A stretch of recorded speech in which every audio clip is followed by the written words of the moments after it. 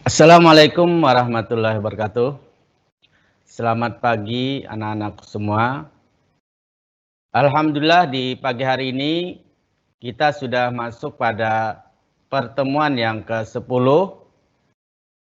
Insya Allah 2 kali pertemuan lagi kita masuk pada ulangan semesteran, yaitu nanti kita live-nya nanti pada minggu ketiga dan keempat. Jadi minggu yang kedua nanti silahkan kalian kerjakan tugas-tugas. Begitu juga kalau ada ulangan. Nah ini sekali lagi perlu Bapak ingatkan, jangan sampai tugas kalian itu menumpuk. Jadi pada waktu tertentu atau apabila ada waktu kosong, gunakan waktu dengan sebaik-baiknya. Sering-sering melihat di Google Classroom, ya, karena itu ada semua mata pelajaran di sana. Jadi diperiksa dengan teliti satu persatu kalau ada tugas. Jadi jangan sampai nanti kalau sudah semesteran tugasnya tidak dikerjakan, kemudian nanti kalian sibuk mempersiapkan untuk ulangan semesteran, akhirnya banyak nilai yang kosong. Sebagaimana yang terjadi pada penilaian tengah semester kemarin. Itu masih banyak siswa yang nilai ulangan hariannya pada KD 1 dan 2 itu yang kosong. Nah, jadi dari sekarang sudah dipersiapkan, karena itu sifatnya masih nilai sementara. Jadi kalau masih bisa dikejar, masih bisa dilaksanakan, silahkan dilaksanakan. Nah, itu untuk peringatan dan pemberitahuan awal. Baik, untuk pertemuan hari ini kita masuk pada tema yaitu perilaku terpuji. Dengan materi jujur dan menepati janji. Pada pertemuan-pertemuan sebelumnya juga sudah kita membahas tentang perilaku terpuji. Bahkan tentang jujur juga sudah pernah, yaitu jujur, santun, dan malu. Itu kalau pada pertemuan yang sebelumnya. Nah sekarang kita temanya adalah jujur dan menepati janji.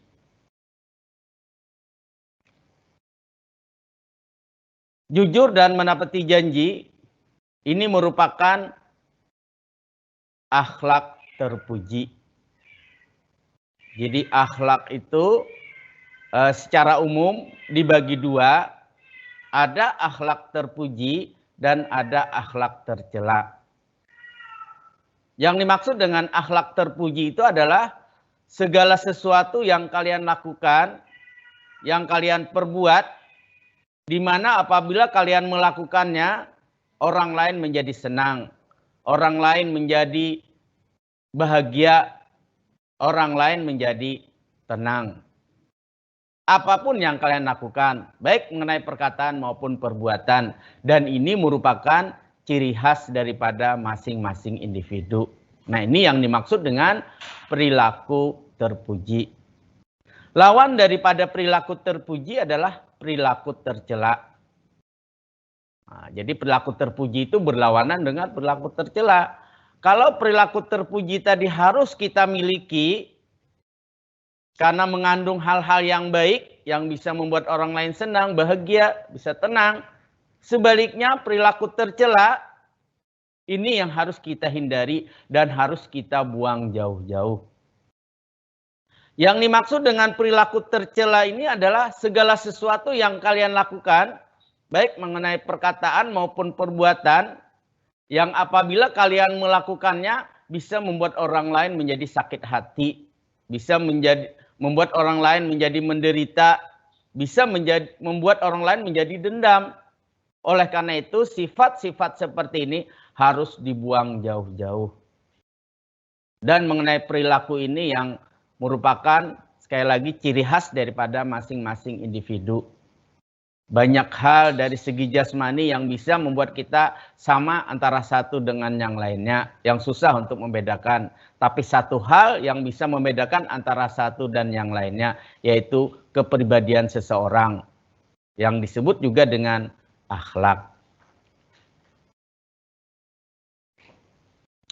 Sekarang kita mulai dari pengertian jujur.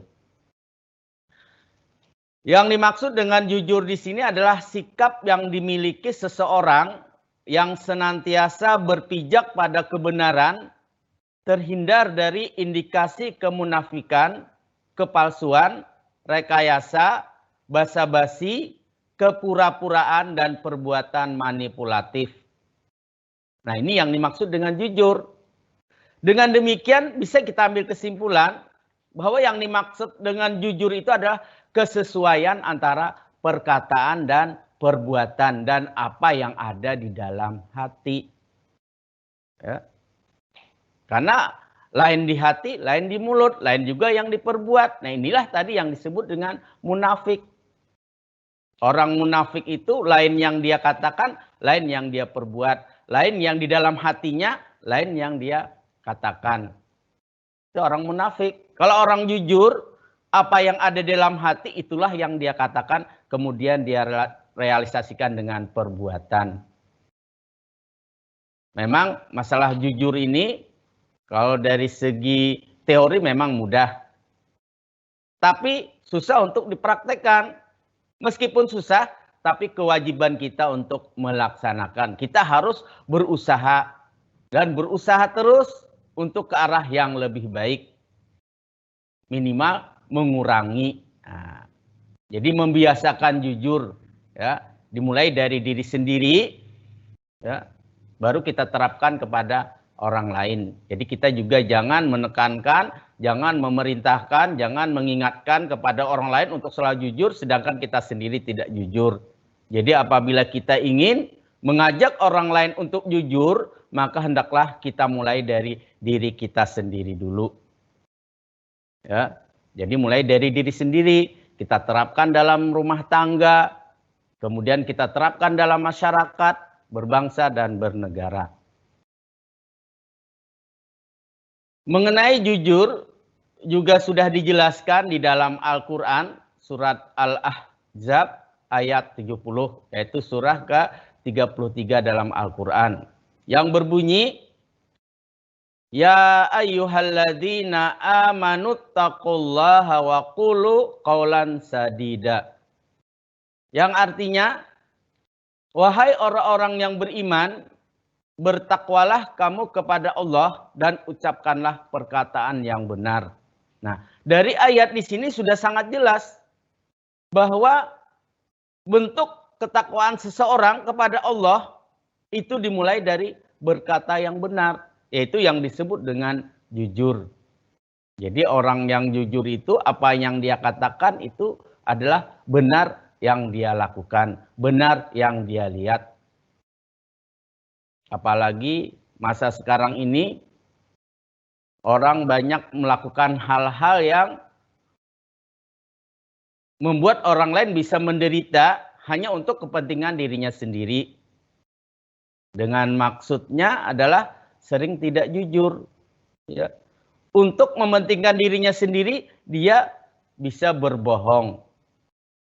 Nah, ini harus kita hindari, harus kita jauhi. Di dalam agama Islam, hanya ada beberapa hal yang boleh kita berbohong. Yang pertama,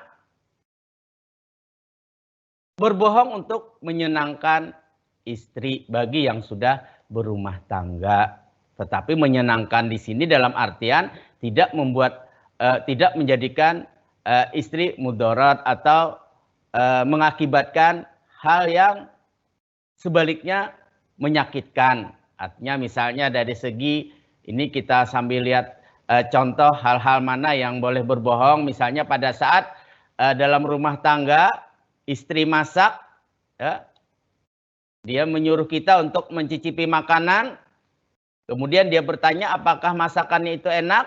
Nah, untuk menyenangkan hatinya boleh kita berbohong. Meskipun misalnya masakannya tidak enak. Karena kalau kita jujur makan tidak enak, dia pasti marah. Makanya dalam hal seperti ini boleh kita berbohong. Artinya makanannya enak untuk menyenangkan hatinya. Tapi tidak mesti juga harus berbohong. Kalau memang harus jujur, maka hendaklah kita menjelaskannya dengan cara yang baik, dengan cara yang halus. Yang membuat istri tidak sakit hati. Nah, ini contoh-contoh hal lain yang artinya yang ada keringanan boleh berbohong. Selain itu tidak. Atau ada hal lain, misalnya ada seseorang yang bersembunyi di rumah. Tiba-tiba ada orang mencari. Yang mencari ini ingin membunuh orang yang bersembunyi di rumah kita tersebut. Maka kata Nabi dalam hal tersebut boleh kita berbohong. Artinya tidak ada untuk menyelamatkan jiwa seseorang. Tapi kita lihat dulu orangnya. Ya. Apakah orang yang disembunyikan ini orang baik atau tidak? Kalau orang baik tadi maka boleh kita berbohong. Kalaupun yang ternyata yang disembunyikan itu adalah orang yang tidak baik, maka hendaklah kita selesaikan dengan cara yang baik. Kita serahkan kepada yang berwajib. Tujuan berbohong tadi agar orang tersebut tidak menghakiminya sendiri. Nah, ini hal-hal tertentu yang perlu kita ketahui, hal mana yang boleh atau ada keringanan untuk bisa berbohong. Maka selain itu tetap dilarang di dalam agama kita. Kemudian di dalam ayat yang lain, yaitu Al-Quran surat As-Saff ayat 2 dan 3, itu juga disebutkan tentang dasar perintah bahwa kita harus berperilaku jujur, yaitu yang berbunyi, Ya ayyuhalladzina amanu lima taqulu ma la taf'alun. Itu ayat yang kedua. Ayat yang ketiga, Kabura maqtan indallahi an taqulu ma la taf'alun. Yang artinya pada ayat yang kedua disebutkan, wahai orang-orang yang beriman, kenapakah kamu mengatakan sesuatu yang tidak kamu kerjakan? Sedangkan pada ayat yang ketiga dijelaskan, yang artinya, itu sangat dibenci di sisi Allah jika kamu mengatakan apa-apa yang tidak kamu kerjakan. Nah, jadi dari ayat Al-Quran surat As-Saff ayat 2 dan 3 di sini sangat jelas bahwa Allah itu sangat membenci kepada orang-orang yang mengatakan sesuatu yang dia tidak kerjakan. Makanya dari ayat 2 dan 3 di sini itu saling berhubungan, saling berkaitan, dan pengertiannya nyambung jadi satu. Coba kalau kita sambung, ya di sini dia tidak dipisahkan. Yang artinya, wahai orang-orang yang beriman, kenapakah kamu mengatakan sesuatu yang tidak kamu kerjakan? Itu sangat dibenci di sisi Allah jika kamu mengatakan apa-apa yang tidak kamu kerjakan. Nah, jadi ayat yang pertama, itu ayat yang kedua, pada bagian yang pertama, itu ditanyakan oleh Allah. Kenapa kata Allah kamu mengatakan sesuatu yang tidak kamu kerjakan? Lalu Allah jelaskan lagi, kata Allah, itu sangat dibenci di sisinya, di sisi Allah, jika kamu mengatakan apa-apa yang tidak kamu kerjakan. Nah, jadi dari dua dasar ini juga sekali lagi, yang dimaksud dengan jujur itu adalah kesesuaian antara perkataan dan perbuatan. Artinya apa yang kita katakan, itulah yang kita perbuat, itulah yang kita lakukan. Kemudian dalam sebuah hadis juga disebutkan, yaitu hadis yang diriwayatkan oleh Bukhari, yang diriwayatkan oleh Muslim, yang berbunyi, Wa an Abdillah ibn Mas'ud radhiyallahu anhu qala Rasulullah sallallahu alaihi wasallam alaikum bisidqi fa inna sidqa yahdi ilal birri wa innal birra yahdi ilal jannah wa ma yazalur rajulu yasduqu wa yataharrat sidqa hatta yuktaba indallahi siddiqa wa iyyakum wal kadhiba fa innal kadhiba yahdi ilal fuzur wa innal fuzura yahdi ilan nar wa ma yazalur rajulu yakdzibu wa yataharral kadhiba hatta yuktaba indallahi kadzdzaba. Yang artinya dari Abdullah bin Mas'ud radhiyallahu an, ia berkata bahwasanya Rasulullah sallallahu alaihi wasallam bersabda, hendaklah kalian selalu berlaku jujur. Karena jujur membawa kepada kebaikan dan kebaikan menghantarkan seseorang ke surga. Dan apabila seseorang selalu berlaku jujur dan tetap memilih jujur, maka akan dicatat di sisi Allah sebagai orang yang jujur. Dan jauhilah oleh kalian berbuat dusta. Karena dusta membawa seseorang kepada kejahatan. Dan kejahatan menghantarkan seseorang ke neraka. Dan jika seseorang senantiasa berdusta dan memilih kedustaan, maka akan dicatat di sisi Allah sebagai pendusta atau pembohong. Nah, ini hadis ini sangat baik sekali ya, sebagai peringatan, sebagai pencerahan bagi kita. Artinya hadis ini memerintahkan kita agar selalu berperilaku jujur. Kenapa kita harus berperilaku jujur? Kenapa kita diperintahkan berperilaku jujur? Karena kejujuran membawa kepada kebaikan. Dan kebaikan itulah yang menghantarkan seseorang ke surga. Nah, sebaliknya, kita diperintahkan untuk menjauhi berbuat dusta atau bohong. Kenapa kita harus dilarang untuk berdusta? Karena dusta membawa seseorang kepada kejahatan. Nah, jadi jujur membawa kita kepada kebajikan. Dan dusta membawa kita kepada kejahatan. Kalau jujur tadi karena membawa kebajikan maka menghantarkan seorang ke surga. Sebaliknya kalau dusta atau bohong membawa seorang kepada kejahatan. Dan kejahatan bisa menghantarkan seorang ke neraka. Nah, ini bagus sekali ya. Bagus sekali bahasanya. Dan bisa menjadi modal kita dalam kehidupan sehari-hari untuk selalu mengingatnya.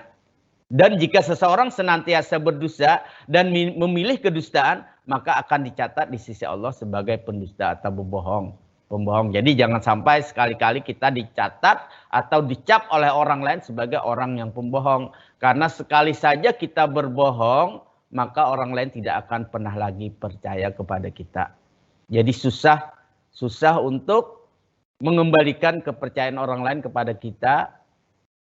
Meskipun yang kita katakan itu benar, karena kita pernah berbohong, maka orang sulit untuk mempercayainya. Makanya untuk menanamkan kepercayaan orang lain kepada kita, maka hendaklah kita selalu berperilaku jujur. Jangan sekali-kali berdusta. Biasanya kita jujur sekali saja berdusta. Nah, kalau sudah diketahui orang, kita berdusta, maka lain kali pada saat kita mengatakan sesuatu, padahal yang kita katakan itu benar, maka orang lain sulit untuk mempercayainya karena kita sudah pernah berbohong. Nah, inilah yang dimaksud dengan kepribadian seseorang. Jadi pribadi jujur ini merupakan ciri khas daripada masing-masing individu. Jadi kalau bentuk tubuh boleh sama, misalnya rambut boleh sama hitamnya, kulit boleh sama putihnya, boleh sama hitamnya, wajah boleh sama cantiknya, sama tampannya, seperti orang anak kembar, sama susah membedakan, ya, kecuali ibunya yang mungkin ada hal sedikit yang membedakan. Tetapi kalau tingkah laku pribadi, nah ini yang membedakan antara satu dengan yang lainnya. Dan harus kita ambil yang baik-baik. Jangan sampai kepribadian kita ini merupakan ciri khas yang tidak baik. Jadi kepribadian itu hendaklah kita pilih yang baik-baik untuk kebahagiaan dan ketenangan kita, agar orang lain juga bisa hidup tenang dan nyaman berada di dekat kita. Kemudian kita beralih kepada memahami perilaku menepati janji. Kalau tadi jujur sudah kita pahami bahwa jujur itu adalah kesesuaian antara perkataan dan perbuatan, artinya apa yang kita katakan itulah yang diperbuat. Sedangkan menepati janji, ya, janji adalah ucapan seseorang kepada orang lain yang menyatakan kesediaan dan kesanggupan untuk berbuat. Dengan demikian, menepati janji berarti melaksanakan janji yang pernah diucapkan kepada orang lain. Nah, ini mohon maaf, ini ada kesalahan ketik mungkin ini ya, pengertian jujur, seharusnya pengertian janji. Nah, tapi sudah Bapak ralat. Ya, ini sebetulnya pengertian janji. Jadi yang dimaksud dengan janji adalah ucapan seseorang kepada orang lain yang menyatakan kesediaan dan kesanggupannya untuk berbuat. Nah, janji ini merupakan ucapan, perkataan. Sedangkan yang disebut dengan menepati janji itu adalah melaksanakan janji yang pernah diucapkan kepada orang lain. Jadi setelah kita mengucapkan sesuatu sebagai bentuk kesepakatan kita kepada orang lain, kemudian kesepakatan itu kita tepati. Nah, itulah yang disebut dengan menepati janji. Sebaliknya, apabila kita mengatakan atau menyatakan kesediaan dan kesanggupan untuk berbuat, kemudian kita tidak melaksanakan, maka inilah yang disebut dengan ingkar janji. Nah, jadi kebalikan dengan menepati janji adalah ingkar janji.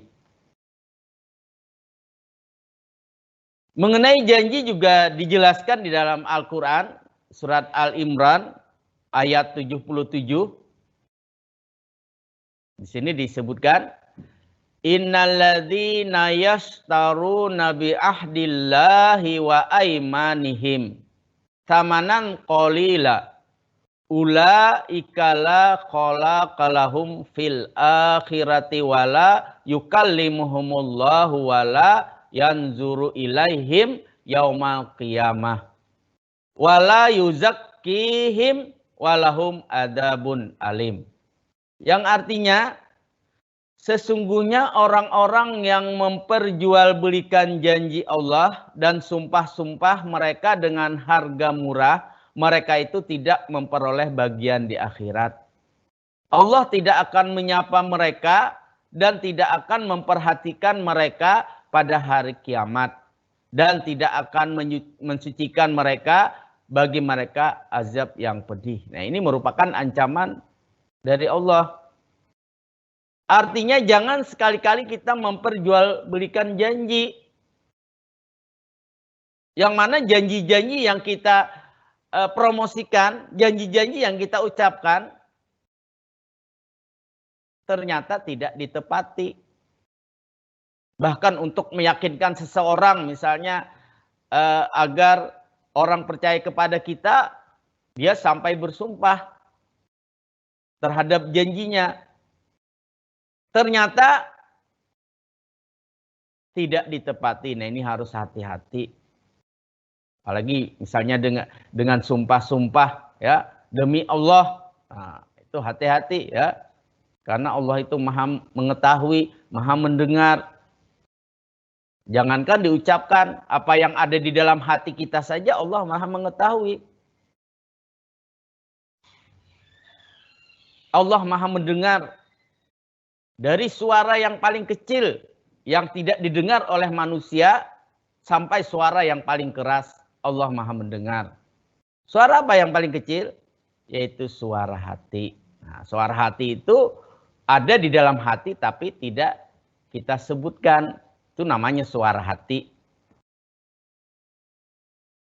Yang namanya suara hati tidak seorang pun yang mengetahui. Jangankan teman, keluarga sendiri kadang-kadang tidak tahu apa yang ada di dalam hati kita.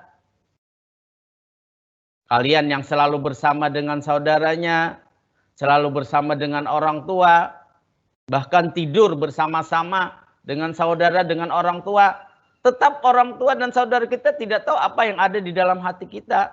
Kecuali kalau kita ucapkan. Tetapi Allah mengetahui. Allah Maha mengetahui, Allah Maha mendengar. Allah Maha mengetahui dari hal-hal yang tersembunyi hingga hal-hal yang nyata yang terlihat dengan tampak, yang terlihat dengan jelas, yang nampak. Ya. Dan Allah Maha mendengar dari suara-suara hati, dari suara-suara yang paling kecil yang tidak bisa didengar oleh manusia sampai suara-suara yang paling keras, apalagi suara yang paling keras. Oleh karena itu, jangan kita menipu manusia dengan kebohongan-kebohongan, dengan perkataan-perkataan, karena Allah tidak mengetahui. Padahal Allah sangat mengetahui. Allah Maha Besar, Maha segala-galanya. Ya? Makanya kalau di dalam agama Islam, sebagai memotivasi kita agar selalu berniat yang baik-baik. Itu dalam Islam disebutkan bahwa orang yang berniat untuk melakukan hal-hal kebaikan itu langsung dicatat dalam sebuah kebajikan, langsung dicatat. Tetapi sebaliknya, apabila kita berniat untuk hal-hal yang tidak baik, belum dicatat sebelum kita melakukan. Ini maha agungnya Allah, maha rahmannya Allah. Allah maha pengasih, sangat menyayangi hambanya. Jadi kalau dalam hal kejahatan kita baru berniat, belum dicatat oleh Allah dalam hal kejahatan ataupun dosa. Kecuali kalau kita melakukannya. Tetapi sebaliknya kalau kita berniat dalam hal yang baik-baik, untuk melakukan ibadah, niat untuk melakukan ibadah sudah dicatat dalam sebuah ibadah. Kemudian kita melakukan, ditambah lagi ya, ibadahnya. Nah ini ya pentingnya hal jujur dan menepati janji. Karena ini merupakan adalah ibadah. Kemudian dalam sebuah hadis lain sebutkan, yaitu hadis yang diriwayatkan oleh Bukhari Muslim, yang disebutkan an Abi Hurairah radhiyallahu anin Nabi sallallahu alaihi wasallam qala ayatul munafikin salasun. Idza haddatsa kadzaba wa idza wa'ada akhlafa wa idza tumina khana. Yang artinya dari Abu Hurairah berkata, Nabi SAW bersabda, tanda-tanda orang munafik itu ada 3. Yaitu jika berkata ia dusta atau bohong, jika berjanji ia mengingkari, dan jika dipercaya ia khianat. Nah ini harus hati-hati ya. Jadi ini 3, nanti diingat ya. 3 ciri-ciri orang munafik, ini ada 3. Jadi apabila berkata, ia bohong, apabila berjanji, ia mengingkari, dan apabila dipercaya, ia khianat. Kemudian, hikmah berlaku jujur dan menepati janji. Yang pertama, hikmah yang kita dapatkan apabila kita selalu berperilaku jujur dan menepati janji, yaitu bernilai ibadah. Kemudian mendatangkan pahala, memberikan ketenangan batin, memiliki keberanian yang tinggi, dia mempunyai kepercayaan yang tinggi, karena tidak ada keraguan di dalamnya. Mendapatkan kepercayaan besar, karena orang akan percaya apa yang kita katakan. Karena apa yang kita katakan, itulah yang kita perbuat, dan orang melihatnya, sehingga akan mudah mendapatkan kepercayaan orang lain, menegakkan norma dan sendi-sendi kebaikan dan kehidupan, kemudian memperkokoh proses berbangsa dan bernegara. Kemudian yang terakhir, implementasi jujur di sekolah, di rumah dan masyarakat. Untuk di lingkungan sekolah, contohnya tidak menyontek pada saat ulangan atau ketika ujian. Nah ini implementasi jujur ya, di sekolah. Sedangkan contohnya untuk di rumah, pulang ke rumah tepat waktu ketika izin keluar rumah. Nah, kalaupun terlambat, kita bisa memberitahu, kita jelaskan alasannya. Karena bisa saja kita berhalangan tepat waktu karena ada hal lain di jalan misalnya. Maka hendaklah kita jelaskan kembali, kita informasikan kembali bahwa kita pulang terlambat. Jadi jangan izinnya sebentar, ternyata datangnya lama baru datang, bahkan malam. Janjinya hanya sejam, datangnya sore. Nah, berangkatnya pagi. Nah, ini sudah berarti kita sudah tidak jujur dengan orang yang ada di rumah. Nah, jadi kalau terlambat, hendaklah memberitahu. Yang terakhir, ya, implementasi jujur di masyarakat, itu contohnya jujur mengelola keuangan organisasi seperti Karang Taruna atau iuran rutin RW dan RT. Nah, inilah materi kita hari ini, karena kebetulan waktunya juga sudah habis. Ya, sebagai akhir, oh ya boleh yang tanya, Mas. Ya, Akila Yusa, kelas 9A. Saya ingin bertanya bagaimana cara mengembalikan kepercayaan orang lain setelah kita berbohong. Nah, pertanyaannya bagaimana cara mengembalikan kepercayaan kepada orang lain setelah kita berbohong. Nah, bagus sekali pertanyaan, karena ini namanya sifat manusia, tempat khilaf. Ya. Cara mengembalikannya, dengan cara kita harus membuktikan. Jadi harus dibuktikan dulu. Apa yang kita katakan sekarang ini tidak sama dengan yang kita katakan sebelumnya. Dan kita jelaskan juga kenapa kita berbohong. Apa alasannya. Dan kita harus juga meminta maaf. Mungkin dalam keadaan tertentu yang membuat kita, yang mengharuskan kita berbohong. Pasti orang berbohong itu pasti ada alasannya. Tetapi dalam Islam apapun alasannya yang namanya berbohong itu tetap dilarang. Kecuali tadi ada beberapa hal yang merupakan keringanan. Tadi berbohong menyenangkan istri dalam hal masakan. Atau berbohong menyembunyikan seseorang di rumah apabila orang tersebut ingin mengadilinya, ingin membunuhnya. Boleh, ada keringanan. Ya. Jadi untuk mengembalikan sekali lagi kita buktikan bahwa apa yang kita lakukan sekarang ini beda dengan yang kita katakan kemarin, yang kita lakukan kemarin. Nah, itu jadi caranya ya harus direalisasikan tadi, harus dibuktikan. Sehingga dengan perilaku dan tutur kata yang baik, dengan alasan-alasan yang tepat, kita bisa mengembalikan kepercayaan kita kepada orang lain. Itu caranya. Jadi caranya memang harus dibuktikan dulu. Kalau tidak dibuktikan, orang lain tidak bisa langsung percaya, harus dibuktikan. Artinya kita jelaskan bahwa yang kita sekarang, harus kita yakinkan bahwa yang kita lakukan sekarang ini adalah benar. Kemarin harus kita akui bahwa kemarin memang benar saya berbohong. Nah, itu untuk membalikan. Jadi jangan untuk mengembalikan kepercayaan kita tidak mengakui kebohongan kita pada perbuatan yang telah lalu. Jadi harus kita akui dulu perbuatan yang kemarin, yang sebelumnya. Jadi orang percaya, artinya yang kemarin benar saya berbohong. Nah sekarang yang saya katakan ini adalah benar. Nah, kemudian direalisasikan, ya, dibuktikan. Nah dengan demikian insya Allah setelah itu orang akan percaya. Jadi harus pribadi kita memang harus kita perbaiki. Ya sudah, mungkin ada lagi. Nah, kalau tidak ada lagi, ya karena memang waktunya juga sudah habis ya.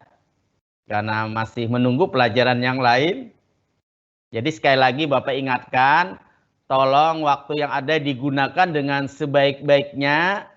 Jangan sampai di kemudian hari timbul penyesalan. Maksudnya penyesalan di sini adalah banyak tugas-tugas yang tidak kalian kerjakan. Akhirnya nanti pada saat pembagian raport nilainya kosong. Untuk mengulangnya waktunya tidak ada lagi. Nah oleh karena itu dari sekarang sering-sering lihat di Google Classroom biasanya, karena tugas-tugas yang Bapak Ibu guru berikan itu di-share di Google Classroom. Jadi tolong dikerjakan satu persatu, jangan sampai nanti menumpuk. Jangankan pelajaran lain, pelajaran agama saja Bapak setiap hari Bapak cek.